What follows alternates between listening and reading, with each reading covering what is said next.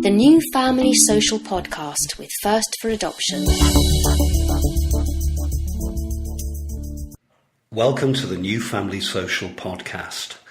I'm Chris Burton, and I'm joined today by Ethan, Matt, David and James. And we're talking about what it means to become approved as an adopter. Apart from Matt and David, who are a couple, everyone here is at a different stage in the process. Ethan, whereabouts in the process are you? My partner and I recently became approved to adopt a week and a half ago after a very long 2-year struggle. Congratulations. Matt and David, as I mentioned, are a couple. How is it for you at the moment? Where are you? We've also been going through a long process for since about last July, and we are going to panel in July, so in about 8 weeks. James, what was your experience like? I went through the process with my husband in 2014 into 2015, and we successfully adopted our son in 2016. And Ethan, you've shared the good news that you've Yes. been approved to adopt, but you also mentioned just then that you had grappled with some mental health issues. So that was something that really became the focus of us getting approved and the biggest hurdle to us becoming approved.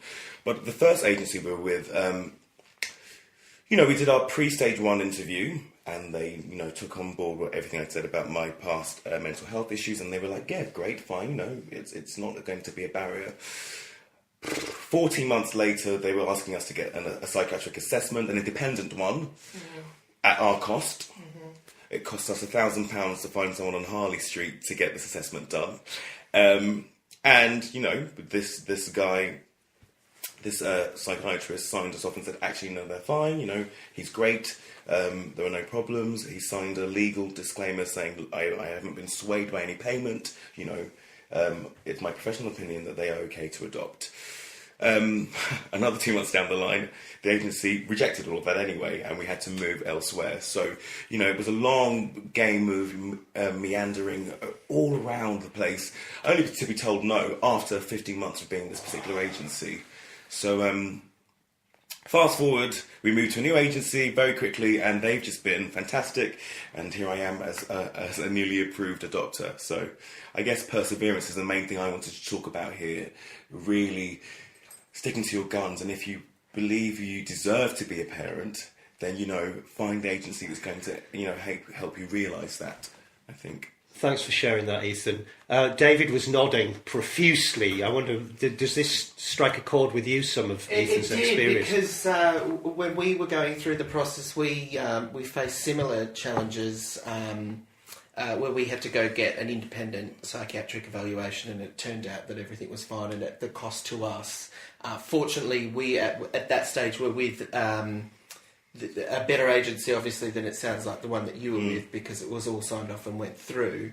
But it did sort of show us sort of early on, and all the hurdles that we've been through, is that there's lots of stops and starts to this process. When you start, just like Ethan, we got online and were really encouraged with how quickly we thought everything would go, and it just doesn't move like that. It's a very, very slow process. You need to have a lot of patience, and things are constantly, we're reminded that things are out of our control.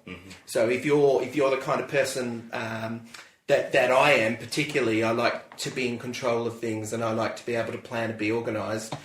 You there's a constant reminder that that's not in your control, and that that's going to be even more evident as we move deeper into this process. I'm going to come to you in a second, James, because I know your experience was quite different to the two stories that we've heard bits of. But I wanted to go back to the very beginning, when you decided that adoption might be right for you. How did you go about choosing your adoption agency? Well, we did a lot of research, obviously. We did a lot of research. We initially were sort of looking at the sort of local authorities and obviously the voluntary agencies as well. And really, you just have to, it's amazing how many different agencies there are. So you really do have to sort of find something that fits for you. We went to sort of an information session at one, but then spoke to another, and we tossed and turned between the local and the voluntary. And eventually, when we did find our agency, it was about how we felt the sort of how we got along with the people that we were interacting with, their response, because we had not as extreme as Ethan, but we did start with one agency and felt that their responses and their interactions and their engagement was just so frustrating.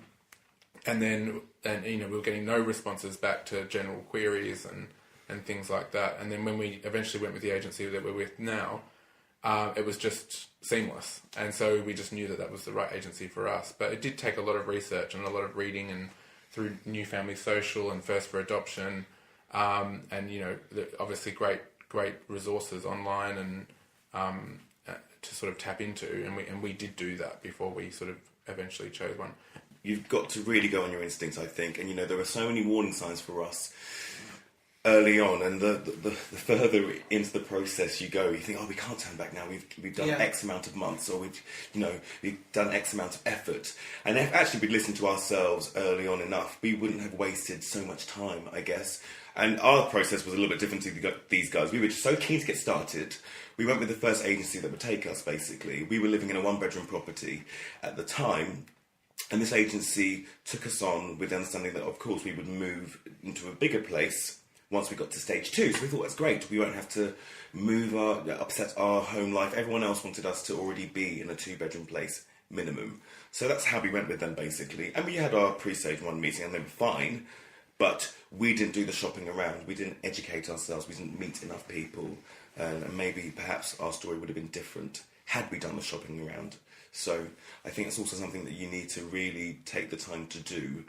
Because you think at the beginning, everyone offers the same process. You think, well, the government guidelines are X, Y, and Z, so everyone can offer the service, and actually that's just not the case. I really want to echo what Ethan is saying, and that's part of the reason why we wanted to come today, because had we been able to listen to something like this, is to trust your gut, because there were a lot of warning signs for us with the first place, but we were like, okay, this is a road of uncertainty, we're going to take this and we're just going to take the bumps as they come along.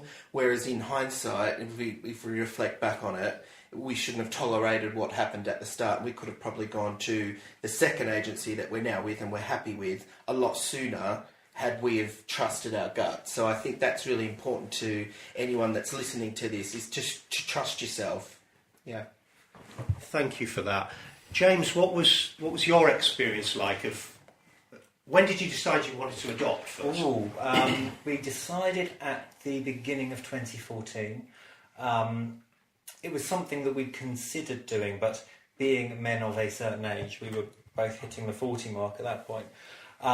We thought if we're ever going to do it, now is the time to do it before your age starts to count against you. We weren't concerned about discrimination because we're a same-sex couple.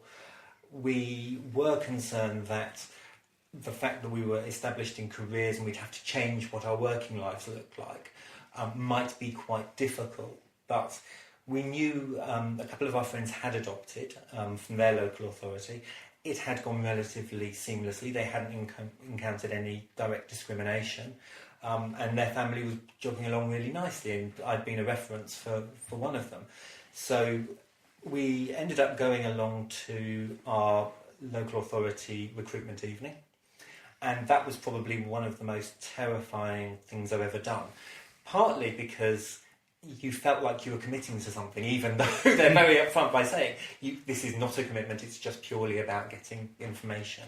But also because you're acutely aware when you are a same-sex couple, or if you're LGBT and you walk into that room, that you're very quickly into a minority situation, and that your drivers for going into the adoption meeting are quite different. You've identified you want to adopt, you've identified you want to grow your family, but you haven't had, say, rounds of IVF. You don't have that backstory that a lot of the other couples there have.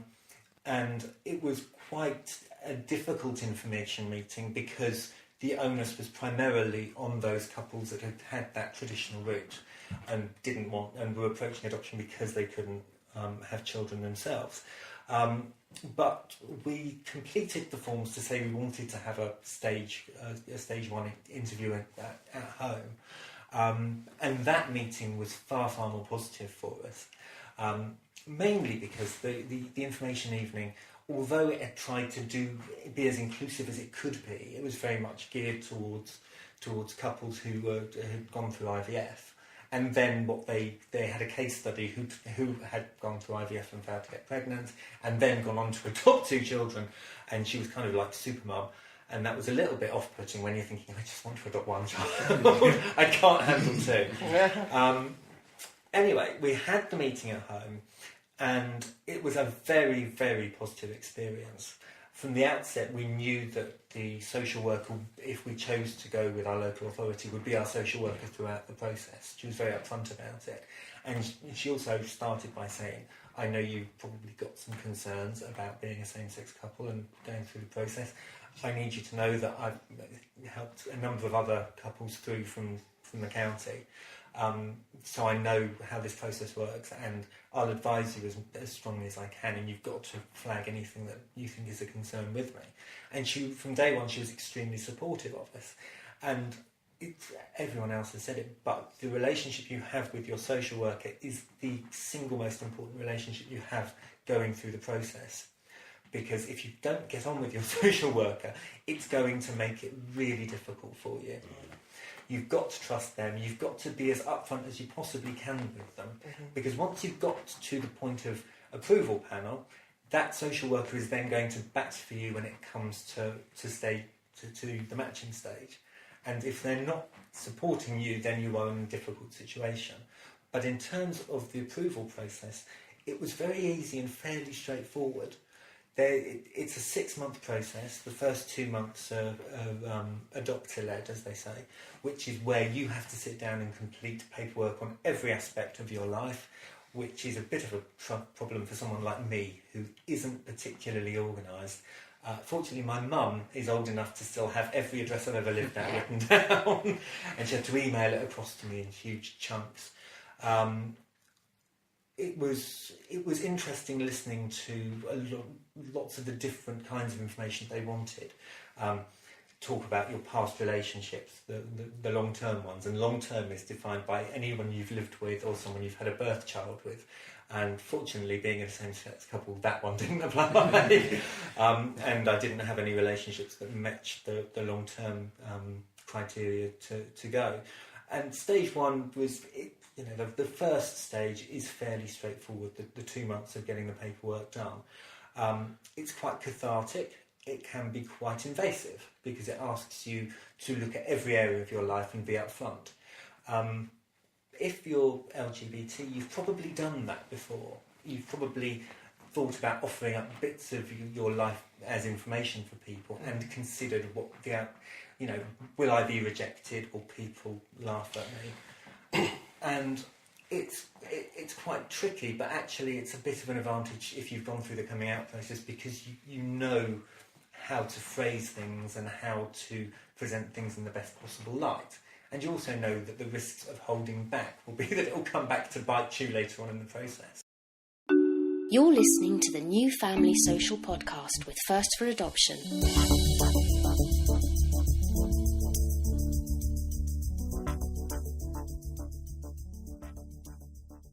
The second 4 months is very detailed, with the agency having interviews with your family, your employer, your support network.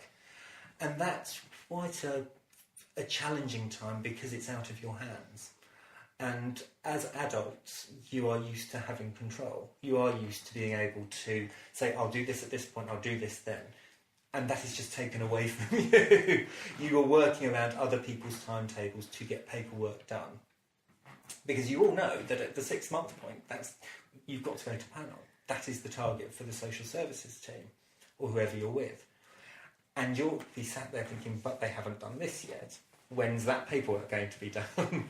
How are we going to go to panel in 3 weeks if half the paperwork hasn't been completed? And you have to trust your social worker to get it done. So we were very lucky. We had the same social worker all the way through. She was very supportive. She got everything done. We went to panel 1 day outside of the 6 months target, and that was only because it was in December and it was 2 days before the end of the year. So it was understandable that the panel dates were shifting because it was the last month of the year.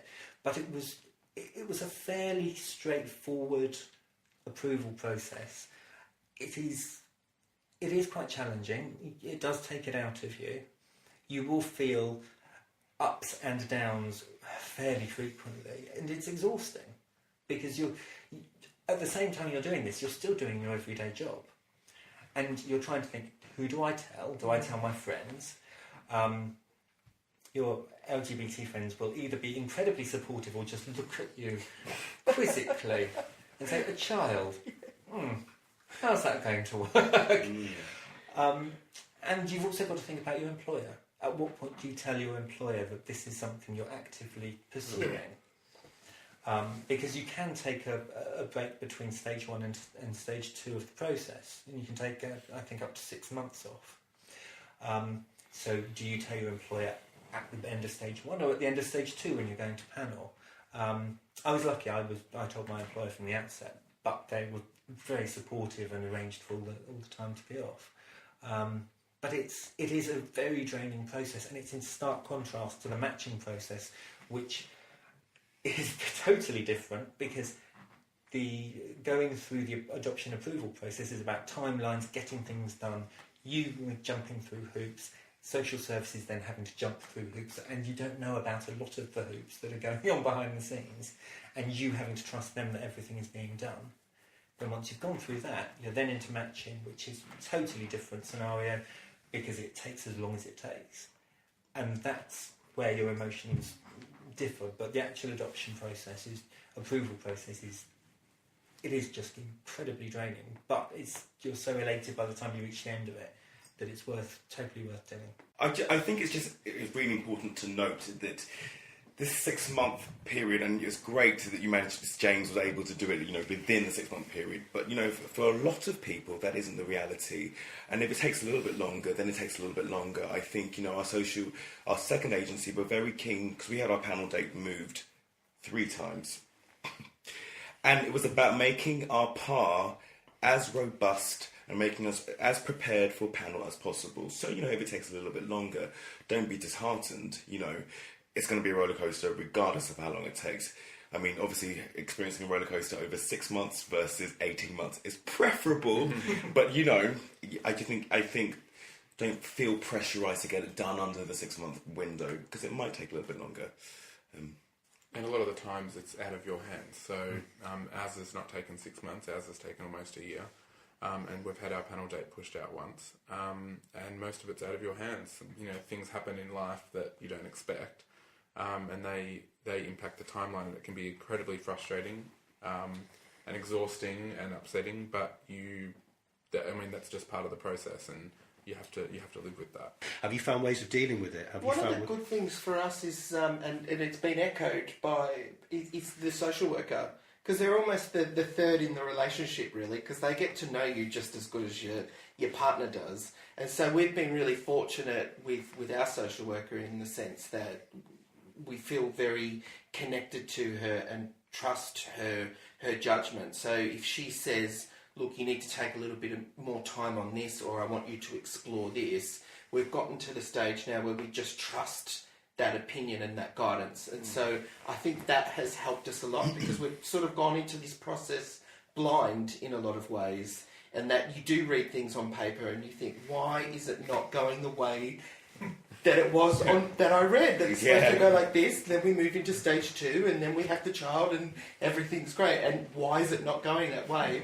Because it's a unique situation, and every scenario is unique, and there's no way to make it all the same. And there's also the political environment, or what's happening outside of agency's control. Because in order for you to be able to adopt, you've got to be matched with a child who's got a placement order. Now, there were problems a few years ago in terms of the number of children with placement orders absolutely plummeting. And certainly in the southeast, it was the situation that there were, for every child that needed to be adopted, there were 10 to 15 adopters who had been approved. And it meant that the process just dragged on and on and on. And in some of the things I was hearing from friends that were going through with different agencies were that kind of stalling tactics were being used in the 6-month period to slow down the approvals, just purely because once you've been approved, there was no way to engage with the potential adopters. There was nothing that could be done because there were no children with placement orders. They were in care, they were being cared for by the system, but they weren't at that point in the legal process where they could be adopted. And that's an awful situation for a child to be in because there's no permanence. And it's hard for the foster carer to say to a child, it will all be sorted soon, because they can't give that guarantee. It's essentially out of everyone's hands. But I think that situation is changing now. But again, any kind of delay does really add to the stress that the adopters are going through. And the adoption system isn't set up to be nice to adopters. And that's a bit hard to take on board when you're investing so much into it. The system is set up to resolve the issue around the child's permanence and what the child needs, but it doesn't think these potential adopters have been put on hold for 6 weeks and there's been no communication. It doesn't think like that. It doesn't treat you that way, and there's lots of reasons why it doesn't, but it is hard for you as an adult to take that on board and to hear it when something so key to your future life depends on you being kept in the loop and having a sense of movement and traction, and there seems to be nothing happening. I think, again, that's why it's so important to have a social worker that actually knows that process, because they can remind you of that. Because you do get caught up in the fact that you are moving through this, but the system is geared towards the permanence of the child. It's not really, the priority is not the adopters. And I think the process can be really all-consuming, and your life becomes adoption and becoming approved. Every conversation you have with friends or family centres around adoption. How's it going? Yeah, and there's the weight of expectancy from everyone around you. So there's added pressure. And I guess the way we alleviated that pressure was you almost have to continue on with your life in a separate lane. So adoption is going on in one strand, and in another strand you're still seeing your friends. You're still planning holidays to an extent. Holidays that can be cancelled, so you can get your money back. You know, there was we wanted to go to, I think, Cape Town or somewhere, and, you know, if you paid the money, you were going to lose the money. So we didn't go to Cape Town, because you never know what's going to happen. But, you know, it's about that juggling act of, you know, trying to live your life and having adoption on the back burner. But it's, you know, it just permeates through everything you're doing. You know, you're constantly going to Tesco's looking, you know, for fruit and veg, and happen to see the clothing aisle, looking at the kids' clothing. You know, in a supermarket, why do they do that to us? Why are there constant reminders of children and families? And so, you know, I think it's about finding balance and not letting it become the only thing that has any value in your life. Because it's very dangerous, you know. But that is interesting, because we often use the analogy of two lanes. We've got the adoption world, and then we've just got our normal life. And we do the same with holidays, but we don't book the non-refundable. We're like, we'll be right. And actually, when our panel day got extended, we're like, well, at least we've got summer. We go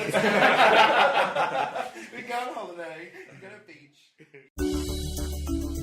You've been listening to a podcast by New Family Social, the UK network for LGBT, adoptive and foster families. For more information, go to www.newfamilysocial.org.uk.